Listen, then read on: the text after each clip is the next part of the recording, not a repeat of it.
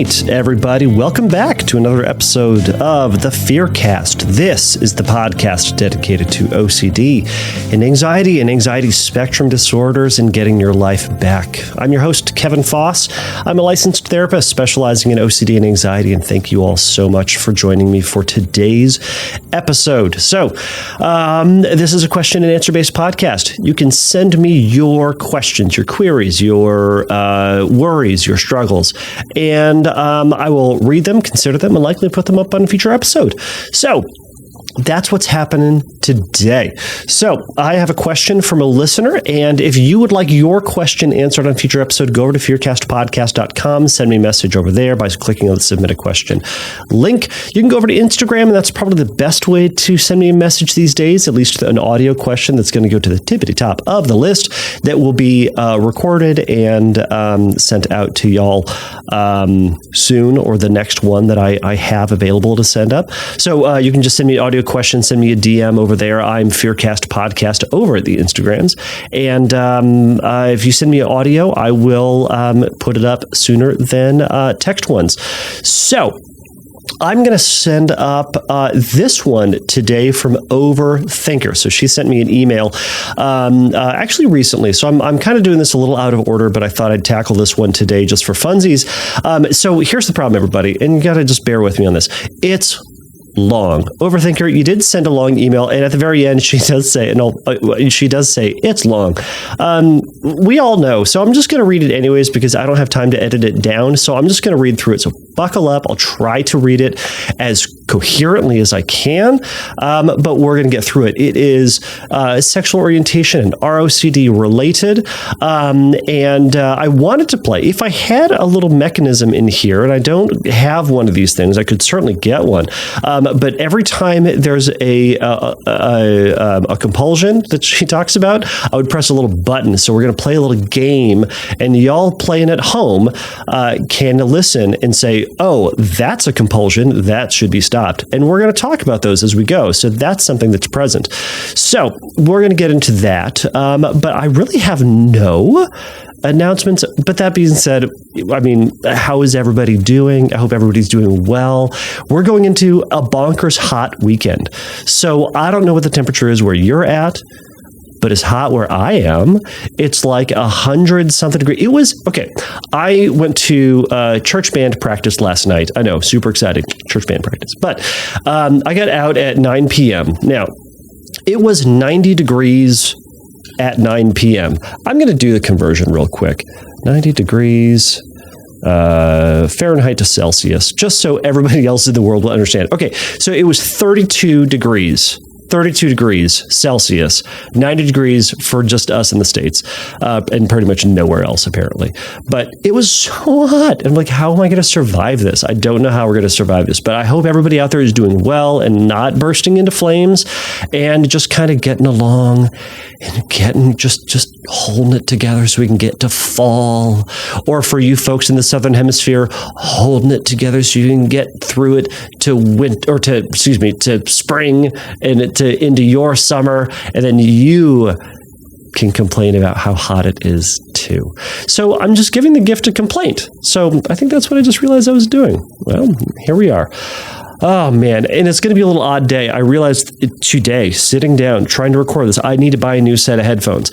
My headphones have given up the ghost, as it were, or as it is said. One of the earphones does not work, so I'm really hearing out of one ear. And don't you worry, I did have that brief thought that because only one of my earphones, because I use it for monitoring just so I can hear my silly voices, I'm recording to see if it sounds fine. A little bit of insight into what we're about around here. But I did switch them just to make sure that perhaps it wasn't just one ear that happened to go deaf all of a sudden. So I checked just to make sure, and it's not. It doesn't mean that I'm not deaf in that ear or going deaf in that ear. It just means that for right now, it's probably the headphones. So I'll just buy a new set of headphones, and these are super duper cheap ones. Anyhow, so if I'm off or distracted or sound weird, it's because I'm in my head because I'm only hearing out of my right ear, and that's a little weird for me. Okay, I can complain about everything. All right, so here's Overthinker's question. And again, this is long. I'm going to try to make it as short as possible. She says, "Hi, Kevin. Thanks so much for your podcast and everything that you do. The podcast has really helped me understand more about OCD and it's helping me to try not to take my thoughts too seriously. I know you prefer a voice note, but and I'll just make this short, they're worried that they're going to be identified. I totally get that. And by the way, to everybody out there, yes, that is a concern that some people have. However, again, call yourself whatever you want. The likelihood that someone's going to identify you, slim. But that being said, this is also why I have the text option. All right. She goes on to say, I was first diagnosed with OCD about 5 years ago, and the only way that I can describe it is that it was like my brain broke. Someone close to me had confided in me about their own OCD and SO-OCD obsessions, and at the time I thought that was ridiculous, but was also really upset for them and began researching it. And about a week later, my brain started questioning everything in the same way. I lived with sexual orientation OCD. She says, I am a straight woman and ROCD, with fear that I was in denial for 3 years or so, and I had various rounds of therapy, went on medication, and then one day the obsession stopped, and for 2 years, my life went back to normal. It was amazing. I got engaged and married to my long-term partner, and I was able to enjoy a period of my life without OCD controlling it. I have never been so happy. I did recently realize when speaking to a therapist that I was obsessive about the wedding period. And after the wedding, I was quite sad as I kept on worrying worrying whether or not I looked nice on that day and feeling anxious about that. All right. She goes on to say, we recently celebrated 1 year of marriage, and just like that, she didn't add the snap, I am, the thoughts have returned.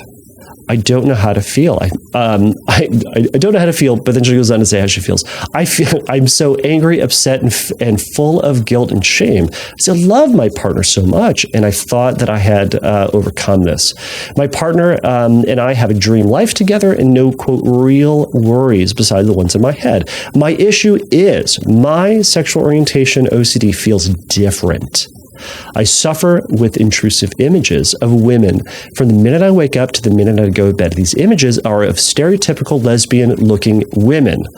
So she does not say what stereotypically lesbian-looking women look like. So I'm going to let everybody use their imagination.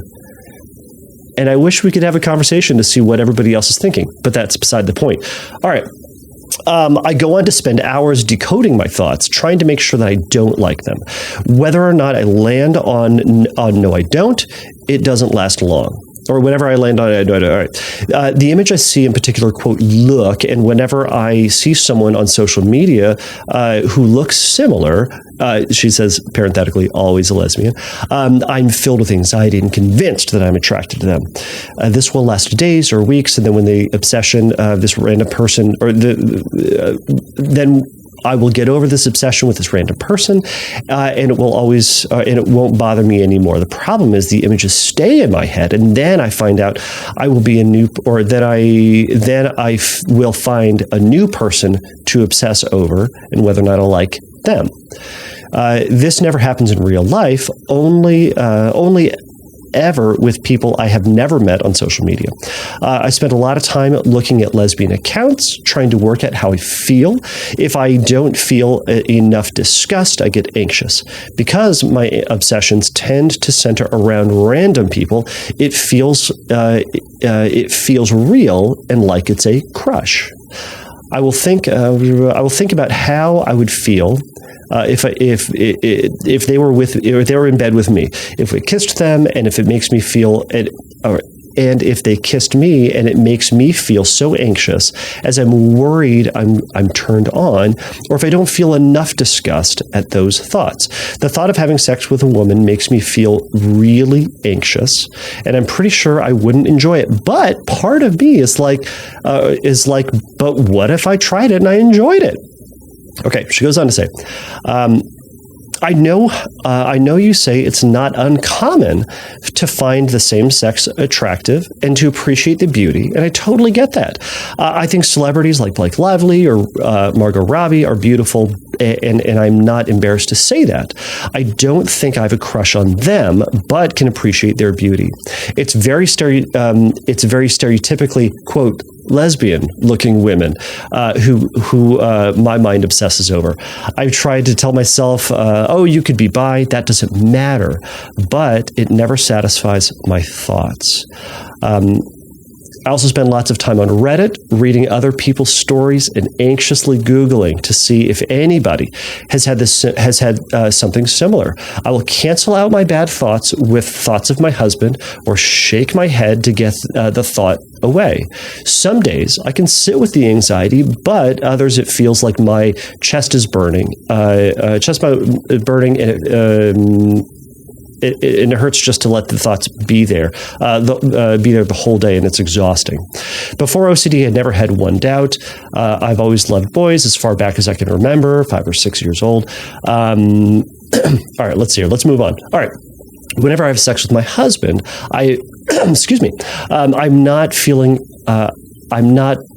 oh my gosh, I can't even read today. Whenever I have sex with my husband, I'm not feeling as into it as I think I should. I get anxious. If we kiss, I don't feel butterflies. I feel anxious. I know I'm attracted to my partner, but I always have problems hyperfixating on his flaws and have a hard time letting anything go, which can cause conflict in my relationship. I've always felt some are OCD in the relationship and have fixated on how many times we've had sex, and I often Google, why don't I always feel attracted to my partner? Or how many times per week is normal to have sex? I know everyone in every relationship is different, so these questions are stupid and they don't and they worry me, and they don't serve to prove that I must be gay. All right, we're getting close to the end, I promise. One more paragraph. All right, she goes on to say, I know what my core fear is here. It's not knowing who I am, losing my wonderful partner and life, which I love, and also I really just don't want to be gay, as it feels at odds with who I was before OCD started. Right now, I feel like I don't know who I am, and I feel like I don't know who I am, and I feel numb. Some days with OCD, it's hard to know what's real and what's not, and what's genuine desire and what's not. I know I've been through this before, so I should be better at this. But I'd kind of blocked those bad years of my life out. I am in therapy and considering going back on medication, as I'm desperate to kick this in the butt, and then I'm finding getting through the days or the day-to-day really hard, as sometimes I'm convinced the thoughts are true and it terrifies me. What would your advice be for kicking this in the butt? I just want to feel like me again and not feel so sad and alone. Even writing this part, part of me thinks that I must be in denial. I worry that my themes haven't switched much. I literally would rather have anything else. POCD, harm OCD. This SO-OCD is the worst case, which is my worst case, which is why it has latched onto me. I'm working on accepting in realistically worst case scenarios that I could be bi, and that this wouldn't mean anything in my life. So anything in my life would have to change, but my brain can't move on from this. Thanks, Kevin. I really do appreciate everything that you do. I know that you are inundated by emails and write-ins, and I hope this wasn't too long.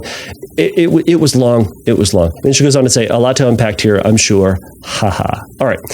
Okay. Overthinker, thank you so much for this question. Everybody, I know this was long. Thank you so much for trucking through it with me. We got through it despite my ridiculous reading. One thing that I've realized this for a long time. Every time I read these live like this, without editing, I'm not going to edit this. No, I have to edit one little piece because my audio interface just had a hiccup in the middle of it. So if you hear an edit, that's what that is. I have a lot of anxiety reading things live. I don't know what it is. I don't read good. So you're like, my brain goes, they all notice, they all know, and they're going, good, Kevin, we know you notice now, good. Anyways, I know that's not happening, probably, but reading things aloud has always been nerve-wracking for me because I'm always like, I don't read clearly, or I don't read coherently or smoothly. I wish I could be one of those people that could just kind of just read aloud, and that would be awesome. And I'm just, alas, I'm not. So all of this is a minor exposure for me. So this was a big one. So here we go. All right. So the game for everybody, if y'all remember from the very tippity top of this, was, can you spot the compulsions? So Overthinker, I hope as you were writing this out, you caught all the compulsions too.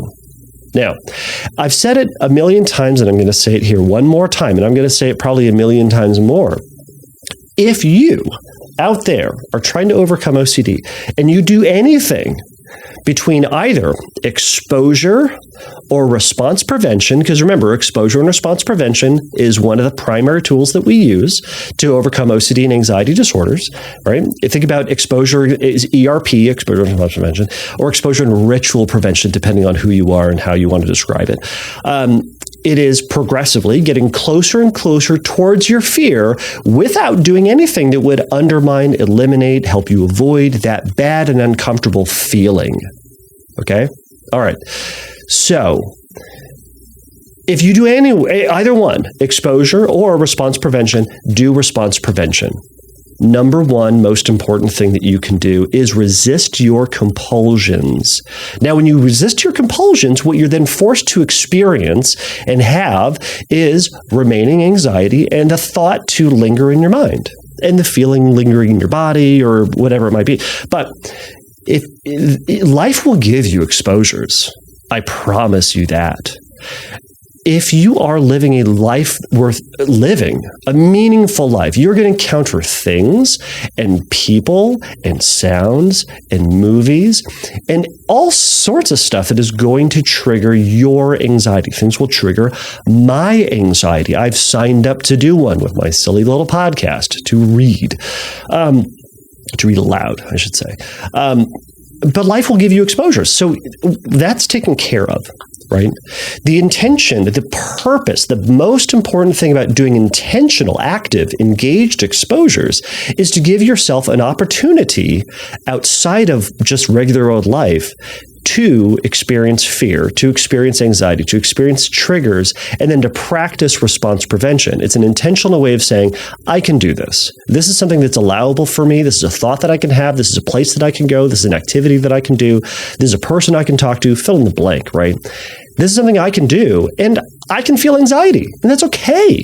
So it's letting it be there. Now, in all of that, if you say, I'm going to do my exposures, but during the entire time, you're doing compulsions of saying, this is okay, I'm straight, everything's okay, I'm not a pedophile, I'm not going to murder anybody, I'm not going to kill anybody, this is the real world, God loves me. If you're telling yourself all those things in the middle of the exposure, you're undermining the purpose of doing it. This is also, incidentally, subsequently, separately, why we advise not drinking or doing drugs, doing illicit drugs prior to doing an exposure. Because what that tends to do, it numbs you. It doesn't give you an opportunity to experience it. It's like saying, I'm going to go lift a bunch of weights, but I'm going to attach a bunch of helium balloons to it to make it easier. You're not going to get any stronger that way. Even if you say, but look, I'm lifting 100 pounds. Yeah, but you have 8 million balloons attached to it. It weighs next to nothing. You see the comparison, I hope. Anyways, so this is my rambliness. This is to give you some insight. It's the end of the day. Surprisingly, I've not had as much coffee as you'd like to think I have, but I've had plenty. All right, so we're resisting doing compulsions. So Overthinker. As I was reading this, you identified a lot of compulsions that you are currently doing. So there is a lot here to unpack, but I really just want to highlight that as first and foremost, you want to know how to kick this in the butt. The first thing you do is less. The first thing you do is you do nothing. You do less of what you feel that you have to do. Do you wake up in the morning and say, you know what I love to do? My favorite thing, my hobby, is to read about how much sex other people are having. That's awesome, and I love it. It's great. I want to look up, what are some of the other things you would look up? I want to look up, why is it that I don't always feel attracted to my partner? I want to look up on Reddit some of these things too, right? Unless you're doing these for fun and for enjoyment, and that's your hobby, I'm willing to bet these are compulsions that you are doing in service of the obsession, in service of that question. Do I know myself? Do I not know myself? Do I love my partner? Am I in the right relationship with my partner? Or am I in a wrong relationship and I'm going down the path of sadness and boringness and disconnection and emptiness? So, I'm willing to bet that's why you're doing it. So the first step is to resist doing those things. That thought's going to be there. When that thought arises, you're going to acknowledge that it's there. You're going to acknowledge that urge. Oh, I feel like I really want to Google right now. I feel like I want to hit Reddit and see what other nerds have to say. I say nerds. I'm on Reddit too. I'm on Reddit more than I ought to be. But yeah, we're going to acknowledge the thought, and then we're going to let go of the urge. We're going to let go of the action, not the urge. We can't let go of that feeling. That feeling is out of your control in the first place. We're going to say, I feel the urge to do it. And instead of doing it, I'm going to leave this question unanswered. I'm not going to know. Now, to some of these, you've already looked it up. You already know the answer. You already know whatever statistic is out there of how many times a week is normal for a couple to have sex or for people to have sex. You remind yourself, I've already looked that up. I don't need to look it up again. And if your brain then says, yeah, but what if it's different? That's where we fall into the obsessive doubt, right? Natural doubt. I mean, I don't know how many times it's normal for people to have sex or for couples to have sex. That's normal. That is typical normal doubt. I don't have that answer. Now, I can look that up. I could Google that right now, and then I would have that answer based on whatever the internet has to tell me. And obviously, if it's on the internet, it's correct. So I'm going to read it, and then I'll know. And then later, when my brain says, maybe you missed it. Maybe you got it wrong. Maybe that's the wrong website. Maybe you should look it up again. Are you sure you read it correctly? Maybe you misremembered it. All of that is making me doubt what I read and doubt what I saw, and makes me go back to the drawing board.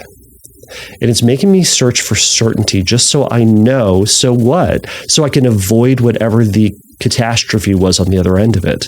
Right? Compulsions are at the service of the obsession. Compulsions are at the service of what the feared outcome is. So I'm trying to look this up so that I can up or lower my sex amount, or I can do something to be more attracted to my partner, or I can do something to get confirmation about whether or not other people find these people attractive, or whether or not I am noticing physical feelings or attraction toward some, quote, stereotypically lesbian-looking people. I, again, want to know what's in your mind, and I would love to know what's in everybody else's mind, because lesbians, like gay people, like straight people, like bi people, come in all different shapes and sizes and colors and clothing choices and hairstyles.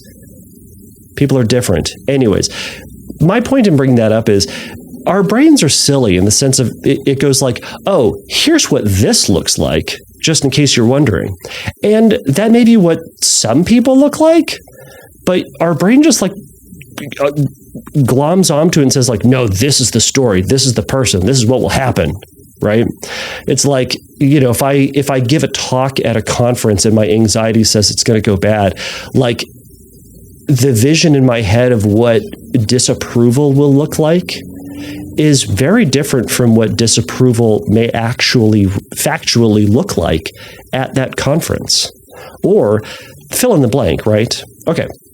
Anyways, our brains do silly, funny things. All right.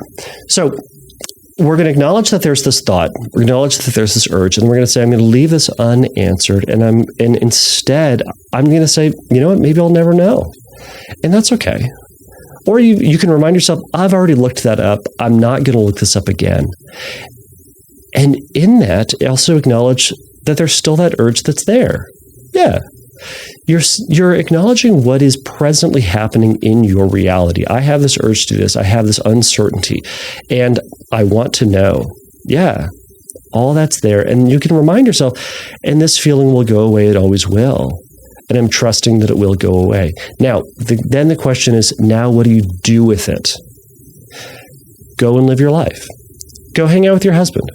Go call a friend. Go back to work.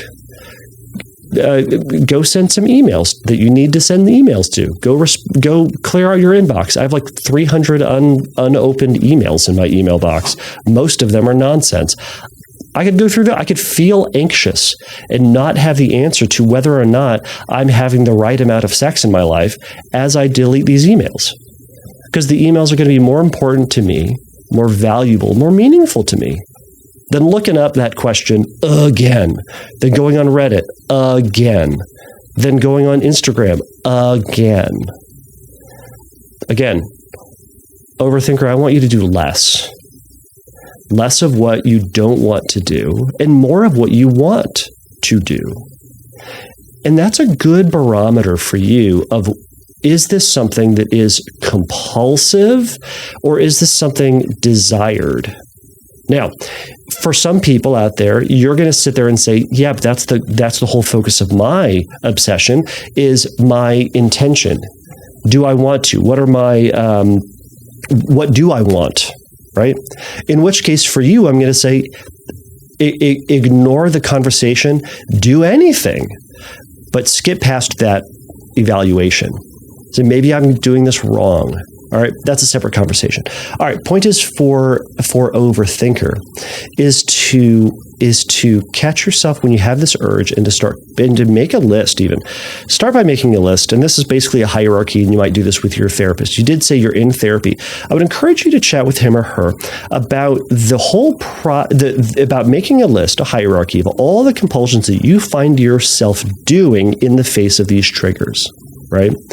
And then one by one, practicing resisting those, catching yourself when you're in those and finding how you can sit with that urge or sit with having that urge there and then not following through with it, even tracking in your body just what that urge feels like and saying, this can be there. Now, other things that you can do, scripting is also going to be possible. Scripting is also maybe going to be helpful for you. Scripting, again, is writing a story about writing a story in first person, present tense, about what your fear is. And maybe for you, it's ultimately not knowing. It's about getting through your entire life and not having this answered, or not having this question answered. And maybe being with your partner in 30, 40, 50 years from now, going, but maybe I should have been with someone else. Maybe I should have been with a stereotypical lesbian, right? Now, then you would reread that story over and over and over again until that story, which is uncomfortable, becomes boring. And that's the whole goal of things, right? To be bored with this thought, to be able to have a thought and say, yep, that one's there too. So, another thing that I want to point out, and I know I'm kind of jumping haphazardly through all of this, and I apologize if it seems haphazard, but you asked what are some things you can do to kick this in the butt. And I'm kind of just jumping into some things because overthinker, I think you already, you know quite a bit about this from what I'm reading in this, right? You say, I know my core fear is in this. And again, if you're working with a therapist, I'm trusting that is what it is and not trying to read into this more than I already have to or more than I already am. But if you say, if your fear is you don't really know who you are, then maybe that's part of the script. Not maybe that is part of the script is maybe I just don't know who I am, right? Maybe I'm going to lose my wonderful partner and the life that I love, right? So as you're living your life and as you're scrolling Instagram out of enjoyment and out of interest, I don't know how, but out of enjoyment and interest, and you start going through and you see a quote, stereotypical looking lesbian, instead of seeking out those profiles and trying to hunt those down for comparison, and when that feeling arises and you have the urge to check, you can poke the bear. Now, first off, you can do nothing. You can go, oh, it's that feeling again. All right, well, I'm going to keep scrolling and say, what else is there? I wonder what's next. I wonder what the next post will be. Oh, it's going to be disappointing affirmations. By the way, go check out disappointing affirmations. That's for everybody. That's a good one. I also like ADH dinos. That's a good one. Those are very funny. To me, I don't know if Garfield without Garfield is on Instagram. I should look that up. If not, go look up Garfield without Garfield. It's very funny. Anyways, moving on. It's funny to me. It may not be funny to you. All right. So, but we're saying, I'm not going to get caught up with this thought. I see that person. I see what they look like. I see what my mind wants me to do. Oh, yeah, that's a reminder of my obsession. That's an invitation to obsess. That's an invitation to go do this process that I don't like doing. Okay, I see it. Well, I'm going to keep going. I've described it like this with my clients. If you're on the freeway and you see a billboard, sometimes if you're driving in Southern California, you'll see billboards for a ton of different things, right? And if you're in the middle of the nowhere, sometimes you'll see like, hey, everybody, McDonald's, next exit. Right. Or, next McDonald's, I'm picking on McDonald's. Next McDonald's is, 5 miles from here. That's an invitation to stop driving, to get off the freeway and to go get McDonald's, if that's something that you're into. Now, just because that sign is there is not a requirement that you have to get off the freeway, divert what you're doing, delay arrival time to wherever you're going, and to go get McDonald's, right? You could be a vegetarian. You could see that sign and go, but I'm never going to eat McDonald's. And to you, I would say, don't go. And to anybody else out there who sees that sign and says, I'm not interested, I'll say, don't go, because it's not a requirement for you. Instead, we see that sign. It's an invitation. We can look at it and consider it. Is this something that I would want to do? Is this something that I'm interested in doing right now? Am I hungry? Am I not? Is McDonald's a food that I would eat? Do I support what they're about? Or do I not? And then there's going to be yes and no answers to all those questions, right? And you make a choice. Do I want to or not? And the answers to all this could be, no, I don't. And we keep on going. To my vegetarian friends out there who sees the sign for McDonald's, the answer is always going to be no. Pretty much. I can't think of anything that would be desirable at McDonald's that's vegetarian. Anyways, there's very few things at McDonald's that I find desirable these days anyways. It's so damn expensive too. It's crazy. I'd rather just go get food. Real food, not that nonsense. Anyways, point is, you see the sign, keep going if you're not interested. But we don't pretend as if you don't see it, right? We don't go like, what sign? I don't see it. We don't go, no, I'm not going to go to McDonald's. Never. We don't try to convince ourselves that we don't want to go. We just keep going. And Overthinker, that's what I would encourage you to practice doing. Giving this thought as little attention and effort as you can. Remember, I want you to do less. That's the goal. So keep scrolling and say, I wonder what else is here. I wonder what else is next in my Instagram feed. We'll see. Eventually, as you refocus back on what's next, as you're present with what continues to come up in the feed, and you resist the effort to then monitor and check or evaluate or mentally slip off into rumination land, you will get bored. You will get distracted, and you will get, and that urge, that temporary urge will dissipate. Now, something else will trigger you. I promise you. Again, life will trigger you. We're developing resiliency to the triggers, acceptance that life holds triggers for us. Heck, you live with one of your triggers. You live with your husband. He's a trigger because of whatever he looks like or doesn't look like or should look like or you would want him to look like. Yeah, that's what happens in relationships. You see your partner will change, right? What was one of the things you said? Why don't I always feel attracted to my partner? I promise people very few things. I promise you will not always feel attracted to your partner. My wife tells me all the time. It will happen. When we see our partner, we're going to see them in their weirdest version. We also get to see them a great version, right? When you were dating, both of you put on your best faces and you put your best foot forward and you pretended like you were a reasonable human that always looked attractive. And then you got married and you turned into gargoyles that you are, myself included. Joking aside is that it's a reality, but there's a fear behind that. There's a significance behind that. And there's an assumption behind that. There's a belief that we are always supposed to feel attracted to our partner. Now, this doesn't mean repelled by our partner. This just means that we feel a varying range of attraction to our partner as we feel attraction to other people, as we feel varying feelings of excitement and joy and pain and anger and sadness and neutrality. We vary because we're human. Right? So the Googling that is part of the problem. Okay, so I'm perhaps jumping around even more than I ought to. So how do I kick this in the butt?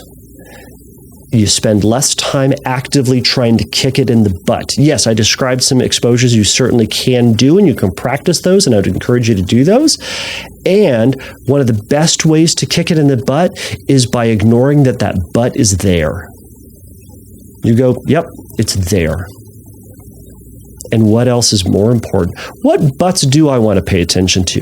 What are more interesting, more attractive, more desirable butts for my life? And go do those things. Go pursue those things. Go get that butt, Overthinker. This is the weirdest version of podcast I could have done today. Point is, it's a values-based refocusing on what to do. All right? So, I know we can go into a lot of other things. It sounds like you've done a lot of challenging onto what this means for you, challenging or identification of your core fear, identification of some things that you could be doing. But again, a lot of what you're identifying here are compulsive behaviors that if you were in my office, that would be some of the first things we'd be cutting out and then finding redirections in your life. So that's where I'll encourage you to start. And if you have follow-ups, if you have questions about that, let me know. And thank you so much for the kind words. It really does mean a lot to me. And I hope to never let those go to my head. But they feel great. I appreciate them. Anyways, Overthinker, you have a wonderful week, and don't burst into flames. Everybody else out there, don't burst into flames. So I'll leave you there. And thank you so much for this question. Thank you for listening to the Fearcast. If you would like your question answered on a future episode, please click on the Submit a Question link at fearcastpodcast.com. If you would like your question answered sooner, please send me a recording of your question to questions@fearcastpodcast.com or by sending me an audio message through Instagram by DMing me at fearcastpodcast on Instagram. If you like the Fearcast, please write a review on your podcast platform of choice. Please remember that the Fearcast is not a substitute for psychotherapy. If you need a little bit of help in your recovery, please go over to fearcastpodcast.com and click on the Find Help link, and there's going to be some information for you there. So until next time, take a risk, challenge yourself, and don't take your brain too seriously.